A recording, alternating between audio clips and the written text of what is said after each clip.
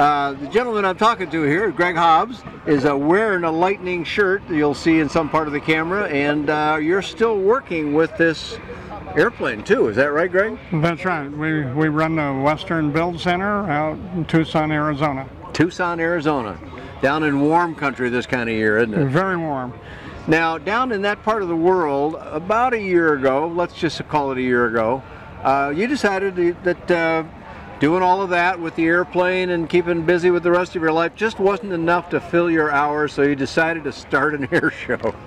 That's right. We started the U.S. Flight Expo, and since then we've combined it with Copperstate fly-in, and then we combined that with the Buckeye Airfare. Wow, that's quite a merger. So let's go back a little bit. The Flight Expo was, you had a kind of a more of a focus to that show, and it was nearer to your home base. Right, it was next door, yeah. Copperstate was a little bit north of you in the state, near roughly the Phoenix area, for those that don't know the state that well. You know, my goal for a long time is to create a sun and fun type of event in the West. And the city of Buckeye has been doing this one-day airfare, and they're bringing in 15,000 people. Really? And they asked me to come up and just display for the heck of it, and so I did. And as they talked to me, I kept talking about Sun and Fun, and so the city of Buckeye sent 5 people down to Sun and Fun. Oh, they did? To work with the city of Lakeland and to the airport authority and the Sun and Fun people themselves. And they came away more excited than ever and committed to grow a show that would do that. Wow. Well, let me recap that a little bit. You're not talking about an aviation department somewhere. You're talking about just city fathers. That's right. Who decided that they want to be in the airplane show business or something. Absolutely. Wow, that is not common at all. No. Everybody in aviation surely knows that. So, Copperstate fought some uphill battles on occasion. That's history now. Buckeye did not do that. Your show was, you know, it's hard starting a new show. By combining all these forces, you're going to do this thing, and they're welcoming you. Is that it? That's absolutely the case. Now, you've also made a rather big change in timing. I know the Copperstate show to be kind of in the fall, which it makes sense to me. It's a little too hot in your part of the world for most people in the summer months when it might go on. So they went for the fall, and that's where it's been for, I want to say 45 years that show has been going on. I guess this will be 46 or something, but now you're changing the time a lot. So when's the new time? The new time is February 8th through the 10th, 2019. Now there are people, especially in this part of the world, we're up here in Oshkosh, Wisconsin now, February and here, well, I wouldn't be coming, let's just say that. I used to live in this part of the world, and I don't want any more of it. I want warm weather. What's your weather like there in early February? Last year it was 80 degrees for their airfare, and we expect that. That's pretty much the average that time of year. So, that's a busy time of year in that part of the United States, though. Will they be able to find enough hotel rooms for everybody and everything? Absolutely. A week later, spring baseball starts, and so the spring training ground is Phoenix, Tucson area.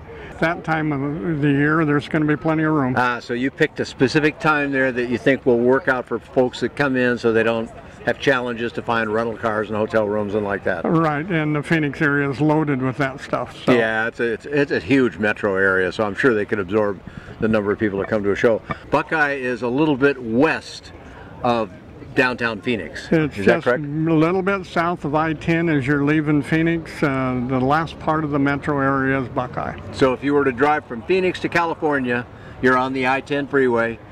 Few miles out of Phoenix, on the left-hand side is Buckeye. That's right. That's the Buckeye Municipal Airport, which is KBXK.